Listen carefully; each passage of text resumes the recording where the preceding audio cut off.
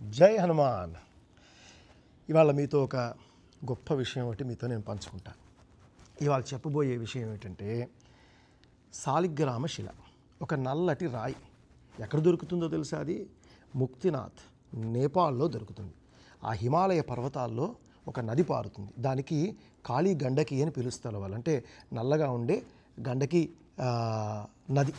ఆ నదిలో ఈ భూమిలో ఏర్పడే రకరకాల ఒత్తిడి వల్ల ఒక కొన్ని కోట్ల సంవత్సరాలకి ఈ శిలలు తయారవుతూ ఉంటాయి.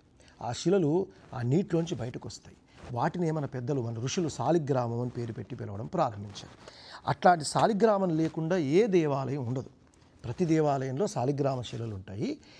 వాటితోటే ఆరాధన జరుగుతుంది, వాటికే అభిషేకం జరుగుతుంది. అట్లా అభిషేకం జరిగిన నీళ్ళనే మనకి తీర్థంగా దేవాలయంలో ఇస్తారు. దాంట్లో గొప్ప గొప్ప సాలిగ్రామాలు ఉంటాయి. భూమిలో ఏర్పడేటువంటి శక్తి చేత అవి బయటకు వస్తాయి. దాంట్లో ఇవాళ మీకు నేను చూపించబోయేది చాలా ప్రత్యేకమైన సాలిగ్రామం. అది నరసింహ సాలిగ్రామం. చూడండి ఎంత చక్కగా భూమిలో ఏర్పడుతుందో.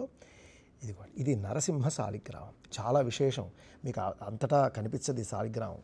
చూసారా? ఈ సాలిగ్రామానికి లోపల స్వామికి దంతాలు కూడా కనిపిస్తాయి. మీరు చూడండి, కనిపిస్తున్నాయా? దంతాలు కూడా ఉంటాయి. ఇది విశేషమైన నరసింహ సాలిగ్రామము. ఆంజనేయ స్వామి వారి యొక్క ముఖం కూడా ఒకటి నరసింహస్వామి, అందువల్లే చాలా విశేషమైంది. దీన్ని తెచ్చుకోవడానికి నేను చాలా ప్రయత్నం చేశాను కొన్ని సంవత్సరాల పాటు. తర్వాత స్వామి యొక్క కృపతో ఇది వచ్చి మన ఆలయంలో చేరి కూడా ఓ 10 ఏళ్ళు అవుతుంది.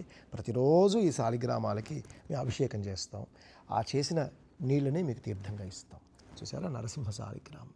సాలిగ్రామం అనేది ఒక నల్లటి రాయి, ఒక నల్లటి శిల. ఇది సహజంగానే ఇట్లాగా ఆ గండకి నదిలో ఏర్పడుతుంది. జై హనుమాన్.